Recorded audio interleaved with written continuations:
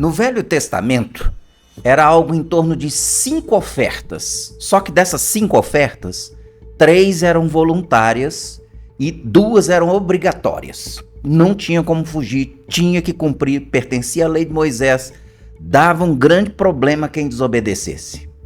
E aí tem uma pergunta do Reginaldo que não quer se calar. Deixa eu te perguntar, dízimo é algo voluntário ou é algo obrigatório? Calma. Pensa mais um pouquinho antes de me responder. Oferta de jejum, ela é voluntária ou ela é obrigatória? Palavra de sabedoria, pensa antes de me responder. Vai com calma. Palavra de sabedoria, é algo voluntário ou é algo obrigatório? Pensa, gente, pensa. Então pensa comigo, se você deixar de pagar o dízimo, você tem recomendação? Se você deixar de pagar sua oferta de jejum, você tem? Palavra de sabedoria, se você não cumprir, você entra no templo? É obrigatório ou é voluntário? Como é que é esse negócio? Porque sempre os membros da igreja falam assim, na igreja nós não somos obrigados a nada.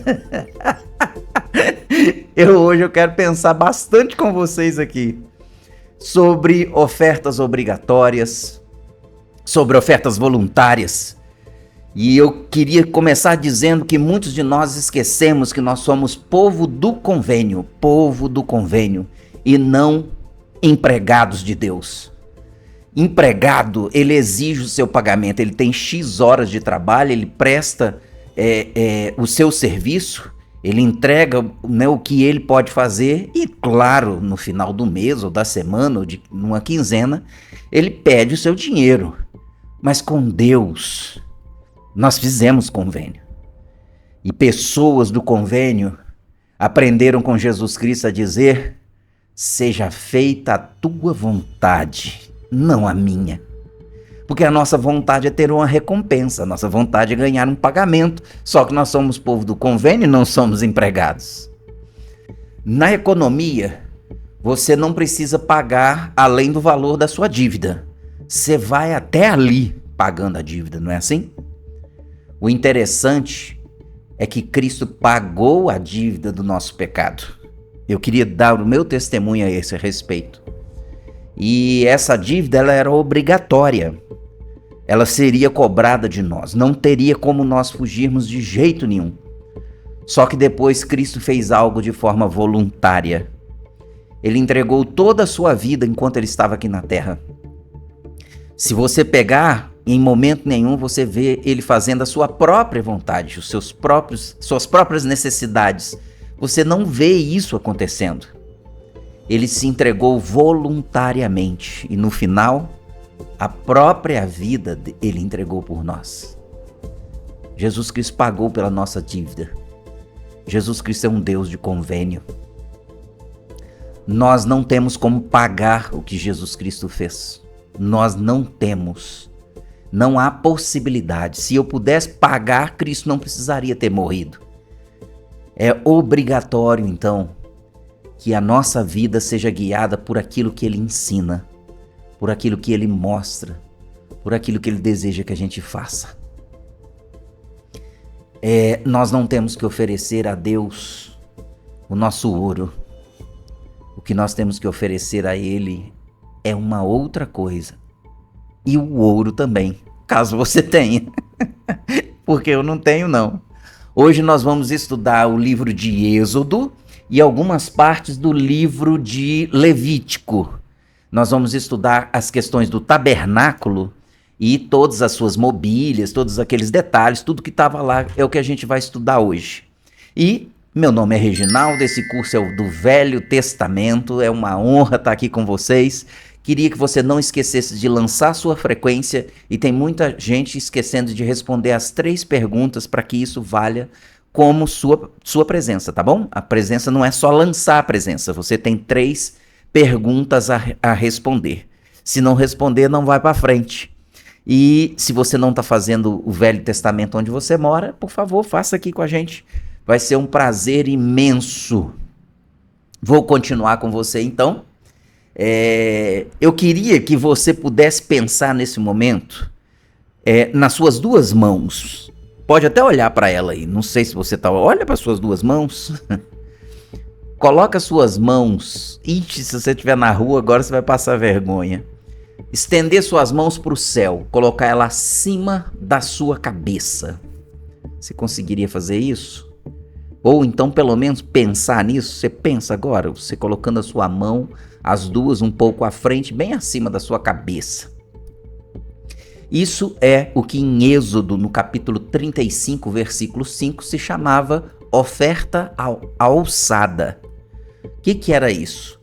Era algo que você levantava e oferecia a Deus que estava no céu. Você alçava, você levantava essa oferta. Essa oferta sempre precisava ser voluntária. Não poderia ser o que você quisesse dar ao Senhor. Você levantava acima da cabeça e aquilo representava que era de Deus. O mais interessante é que no alto da cabeça do sumo sacerdote, e hoje em dia em nossos templos, na parte mais alta assim um pouco, estará lá escrito santidade ao Senhor, não é assim? É algo que nós oferecemos a Deus de forma voluntária. Nós oferecemos a Deus santidade. Nós oferecemos a Ele pureza, nós oferecemos a Ele santificação. É isso que voluntariamente nós entregamos a Ele. É isso que Ele espera de nós. É isso que um Deus de convênio espera antes de nós darmos por obrigação. Só que eu queria dar uma parada aqui. Opa, parou. Existe uma coisa artificial e existe uma coisa natural. Talvez quando a gente está começando a nossa jornada na igreja, os primeiros dízimos, as primeiras ofertas, as primeiras coisas que a gente faz, precisa ser algumas vezes no artificial. Precisa ser forçado mesmo.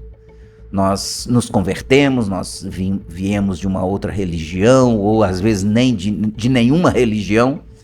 E aí o que eu quero dizer é, primeiro é artificial. Mas precisa chegar num ponto natural, precisa fluir de dentro de nós. Só que é isso que Deus espera. Que não doa na nossa consciência, que não doa na nossa vontade, que seja algo do fundo da alma. É devolver a Ele aquilo que não nos pertence. É mostrar a Ele a nossa santidade, o nosso temor, o nosso amor, o nosso carinho. E essa coisa é tão legal que aconteceu. Às vezes a gente tem uma visão somente negativa dos judeus no deserto. Se você olhar no capítulo 36 de Êxodo, quando Moisés antes pediu uma oferta alçada, que eles pudessem trazer ao Senhor todo o ouro, toda a prata, eles trouxeram 1 tonelada de ouro. Você já pensou o que é isso? Às vezes a gente pensa que o povo era ruim, não era? 1 tonelada de ouro. E no capítulo 36, sabe o que aconteceu? Eles fizeram uma proclamação: não traga mais ouro, não traga mais prata, nós não precisamos mais disso. Uma pena que eles não guardaram o restante para mim, né? É isso que eu fico assim, morrendo de pena, mas tudo bem. Só que existe uma pergunta. O que motiva um povo ser assim? O que motiva o povo doar 1 tonelada de ouro, alçar aquilo a Deus? É troca? Era barganha? O nosso Deus é um Deus de barganha? Na Liarona de 2021, tem um discurso lá muito bacana, e a citação do Elder Bud, eu não sei se é assim que se fala: o sacrifício tem menos a ver com renunciar e mais com doar de si ao Senhor. Doar dinheiro, às vezes, é mais fácil do que mudar a personalidade. Colocar a mão no seu bolso, algumas vezes pode parecer uma parcela que a gente está pagando de um financiamento, não é assim? Ou a parcela de um clube de diversão que a gente vai e paga 10% para poder participar dele, das atividades, comer de graça, não é assim? Às vezes isso é mais fácil. É mais fácil do que mudar de personalidade. Às vezes é mais fácil de ter uma mudança poderosa no coração, como Jesus Cristo disse, como as Escrituras disseram. Às vezes nós temos dificuldade em mudar e transformar a nossa essência, aquilo que nós somos. Algumas vezes 10% e mais um pouco de oferta é muito mais simples do que uma mudança poderosa de mente e coração. Eu queria somente nesse momento pensar junto com vocês o que eu estou disposto a oferecer a Deus com as mãos alçadas. O que você pegaria na sua mão agora? Eu queria que você pudesse pensar nisso. Pensa, sua mão, você colocaria na mão, levantaria e ofereceria a Deus e não teria nenhum problema se ele levasse embora. O que você faria? O que você entregaria? Você conseguiria entregar de forma alçada a Deus o seu celular? O meu faria uma falta miserável. O que você entregaria a Deus? Hoje nós vamos aprender bastante com a mobília do tabernáculo, com o tabernáculo, e nele nós talvez observaremos algumas coisas que nós podemos oferecer a Deus. O que Ele quer e deseja que a gente ofereça como uma oferta a Ele. Uma das primeiras coisas que eu queria falar é que os sacrifícios eles eram presenciais, não tinha como mandar uma foto de um animal. As coisas eram entregues ao sacerdote presencialmente. Ele tinha que entregar alguma coisa para o sacrifício. Algo tinha que ser entregue para o sacerdote. Os pobres poderiam ser uma rolinha. Os ricos poderiam ser um grande touro. Não importava. Tinha que ser macho, tinha todas aquelas características, né? Sem nenhuma mancha, a primeira cria, tudo que apontava para Jesus Cristo. Mas podia ser entregue ali, tinha que ser presencial. E as nossas reuniões, eu gostaria de levá-los para as nossas reuniões sacramentais, para as nossas conferências de ala, para as nossas conferências de estaca. Eu queria que nós pudéssemos pensar um pouco se eu estou lá presencialmente. Eu estou lá. Eu estou de corpo e alma. Eu estou completamente diante de Deus. E eu posso responder por mim. Às vezes o celular me impediu de estar de forma presencial. Eu não estava. Por completo, não. Minha cabeça vagava. Por isso que eu gostaria de te fazer um desafio. E eu faço comigo sempre. Colocar no modo avião o seu celular quando começar sacramental.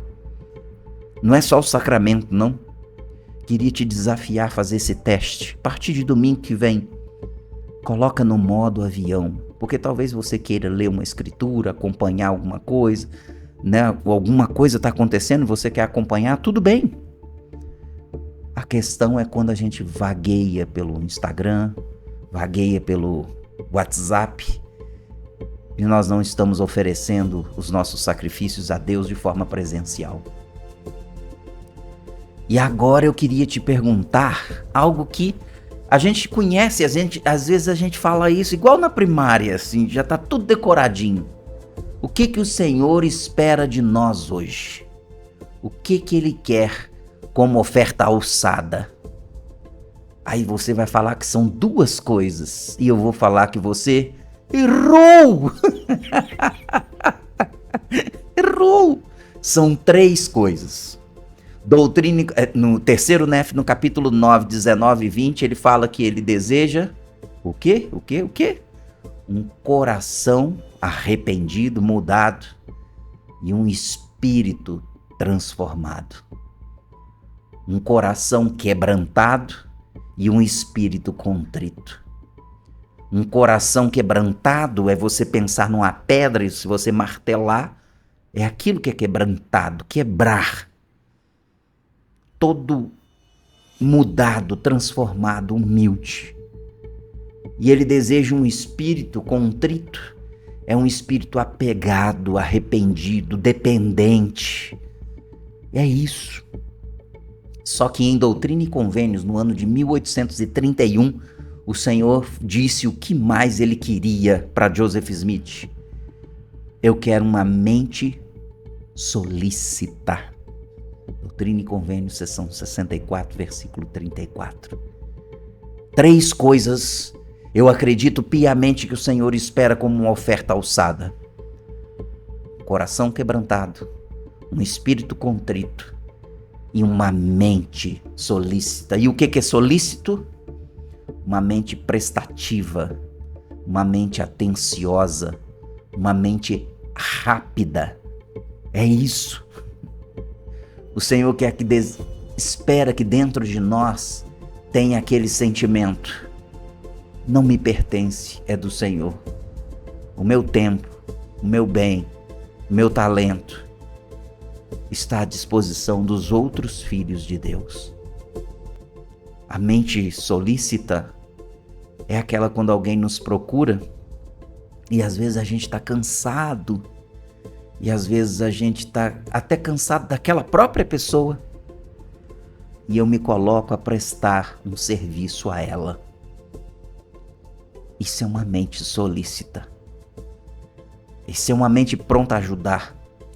Isso é uma mente que entende que o outro é filho de Deus e precisa de ajuda.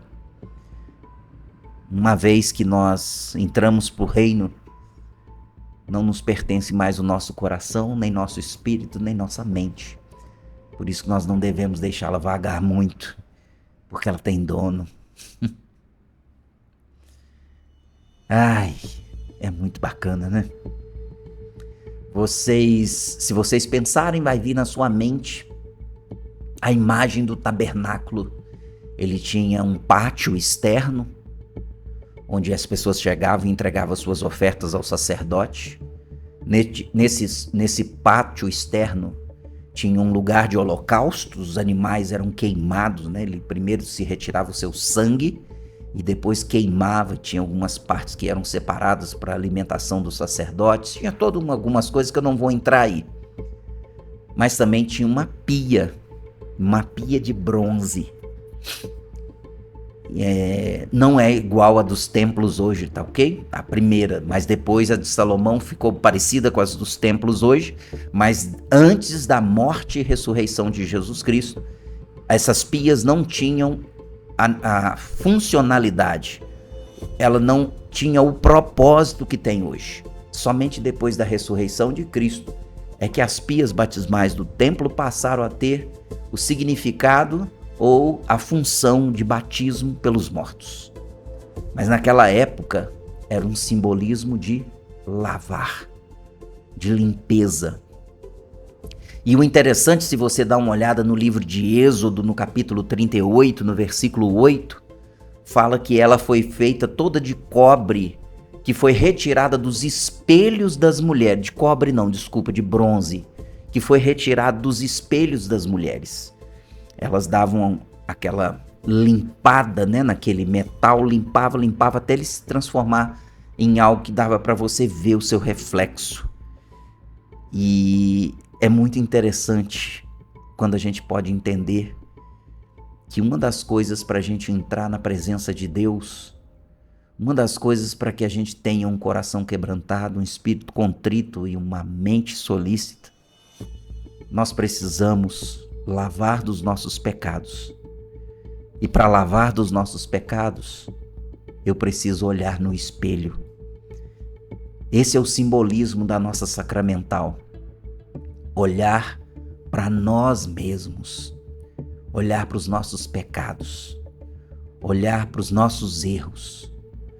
Olhar para aquelas coisas que fizemos durante a semana. nesse pátio externo, então, para se voltar à presença de Deus, para ter um coração quebrantado, um espírito contrito, uma mente solícita, nós precisamos nos sacrificar, nós precisamos nos santificar. E aí então a gente começa a evoluir diante de Deus. Se você então entrasse dentro do tabernáculo, existiam algumas coisas lá, uma chamada menorá, que era um candelabro de 7 pontas que ele ficava aceso o dia inteiro e era a única luz que tinha dentro do templo.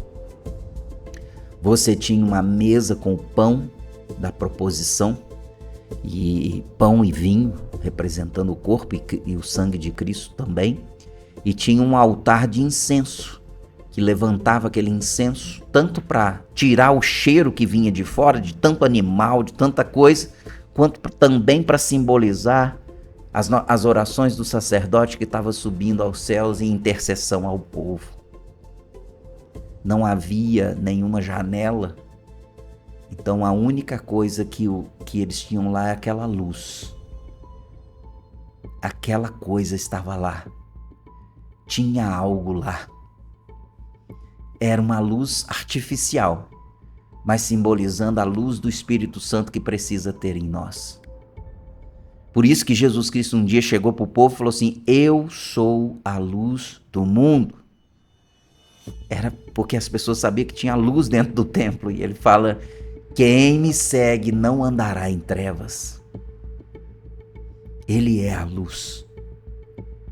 O menorá, ele está mostrando que a luz que precisa existir em nós também é a luz do Espírito Santo.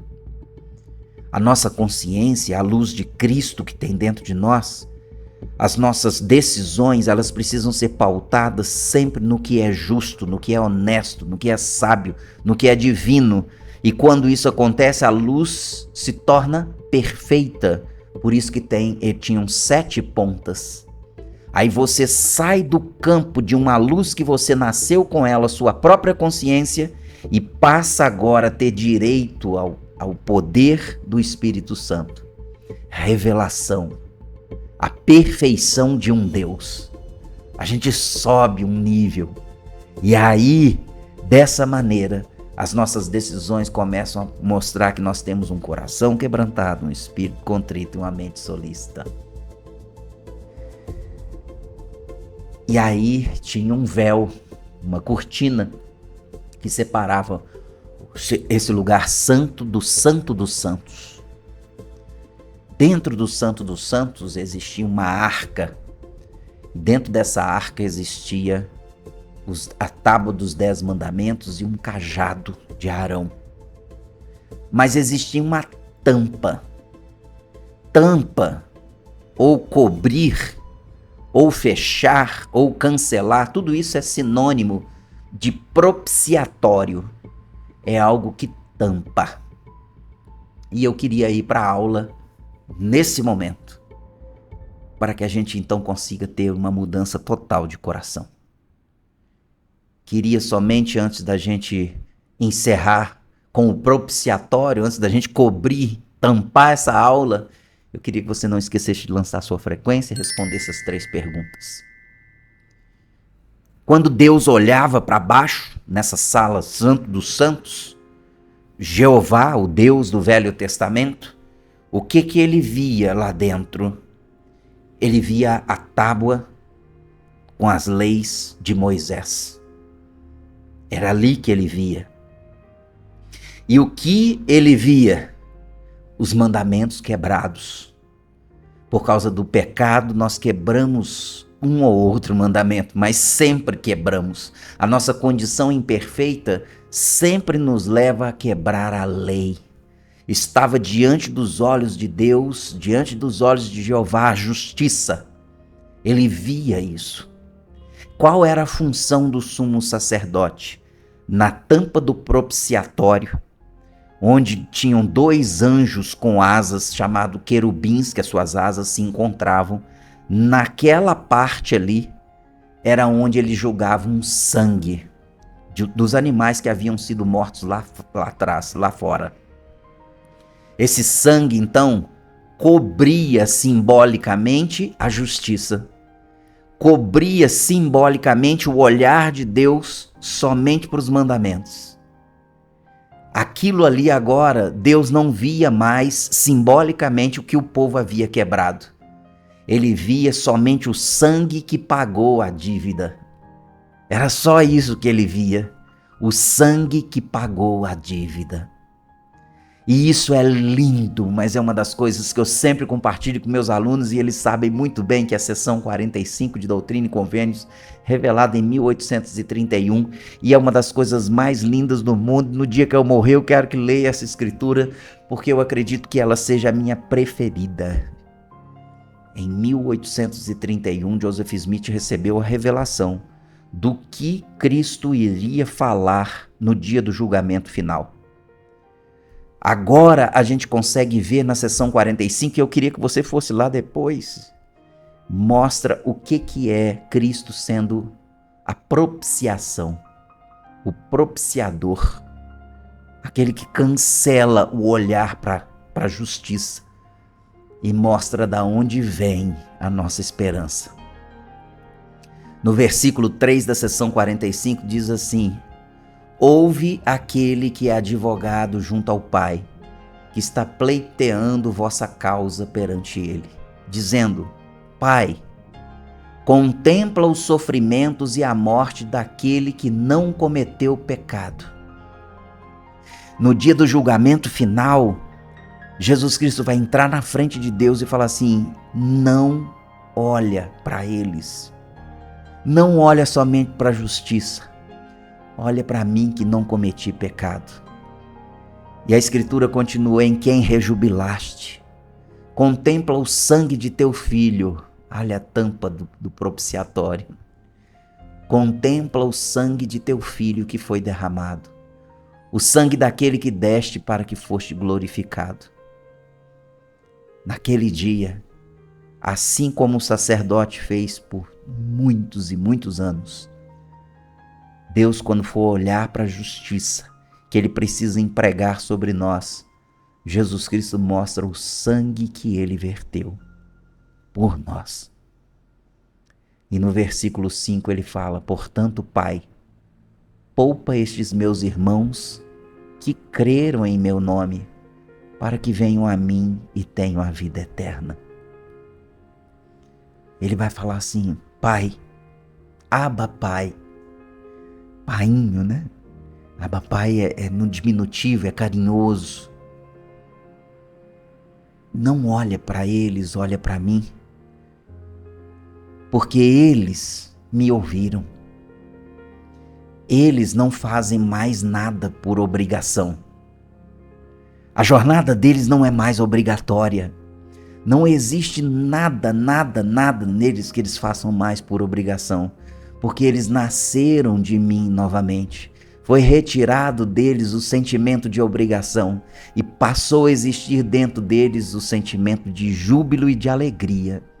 Eles nasceram de novo de mim e eu coloquei dentro deles a boa vontade, a alegria. O que eles fazem hoje, quando pagam dízimo, não é por obrigação, é porque amam.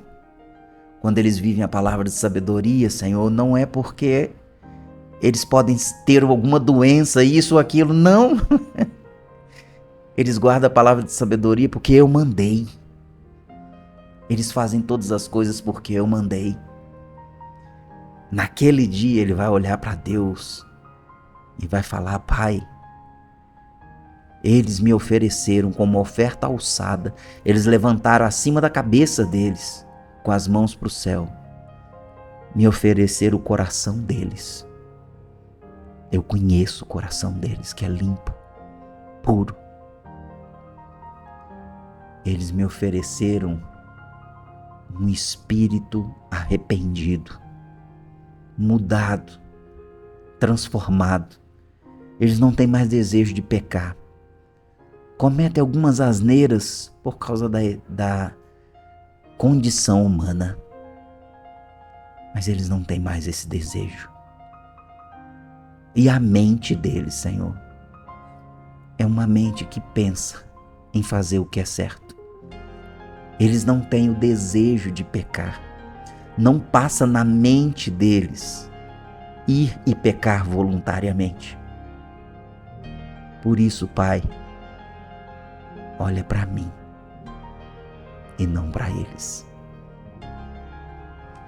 Gostaria de encerrar essa aula te pedindo, tem alguma coisa que você voluntariamente poderia oferecer ao Senhor essa semana? O que podemos oferecer a Ele? Voluntariamente. Voluntariamente. Eu queria que em sua oração dessa semana você dissesse o que é e falasse para Ele: Pai, eu te entrego isso daqui. É minha oferta alçada. Uma das coisas que eu desafiei vocês é: entrega o sinal do seu celular para Ele durante a sacramental. Esteja presente. Essa é uma das coisas. Olhar para dentro de você mesmo na hora do sacramento é outra coisa. Fazer as coisas por boa vontade também é outra coisa. Que Deus abençoe vocês. Que Deus nos abençoe nessa mudança completa de coração. Ele é Cristo. Ele pagou por nós. Ele é a propiciação. Deus não olha mais para os nossos pecados. Não. Queria dizer para você, Deus não olha para os seus pecados, porque o sangue de Cristo está na frente. Deus olha para Cristo. E a única coisa que precisa é que Cristo nos aceite. E a única coisa para Cristo nos aceitar é fazer o que Ele manda. Em nome de Jesus Cristo. Amém.